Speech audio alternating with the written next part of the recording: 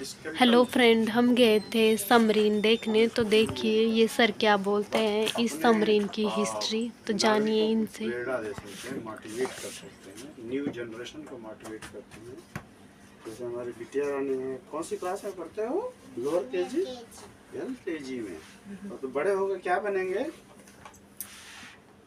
क्या बनाओगे?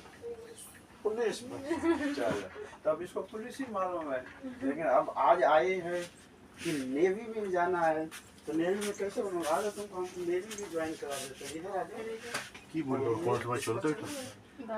Naval officer इसको तो पता ही नहीं है कि हमको नेवी भी कुछ चीज होती है। गिरोगे नहीं? हाँ, ये नीचे रखे, ऐसा नीचे देखो, पापा मम्मा को।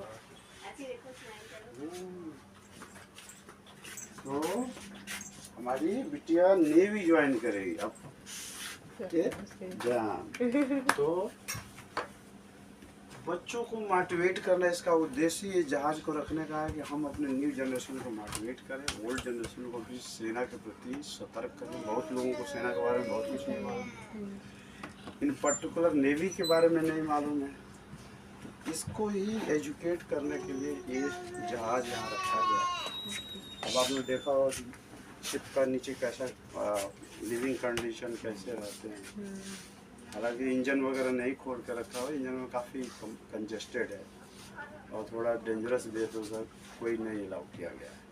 बाकी ऊपर का भी अलाउ किया गया, आप देख सकते हैं, फोटोग्राफी ले सकते हैं, मोटिवेट हो सकते हैं। तो ये सिर्फ रेप्लिका है या ये चलता ना, ये भी चली थी ना, बताया ना आपको, 32 साल इसने भी सेवा दिया था। जब डीकमीशन हो गया, आफ्टर ये 32 इयर्स ऑपरेशनल था, जब ये 2021 में रिटायर हो गया, यानी डीकमीशन हो जाता है। पहले कमीशन होता है, फिर डीकमीशन।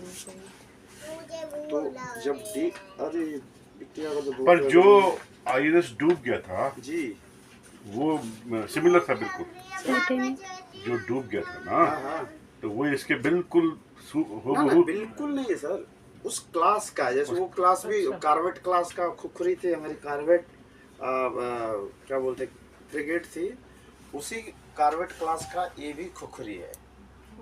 बाकी टेक्नोलॉजी हमेशा इन्हेंसमेंट होता रहता है, name never change, but classes will be remain same.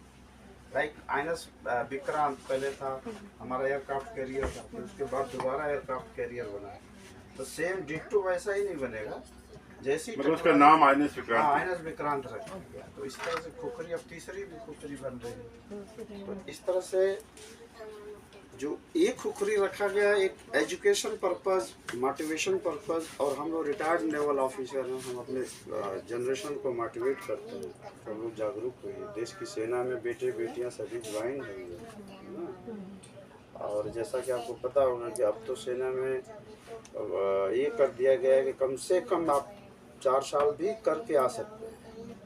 पहले था कि 20-25 साल आपको उसी में परमानेंट आपकी ज़िंदगी ख़त्म हो जाती है, लेकिन आपके पास में ऑप्शन रहेगा, 4 साल जाइए, उसके बाद में जाइए। उसका फ़ायदा ही फ़ायदा है। वो जो बंदा निकलेगा तो फिर अपने सोसाइटी को भी रक्षा कर सकता है।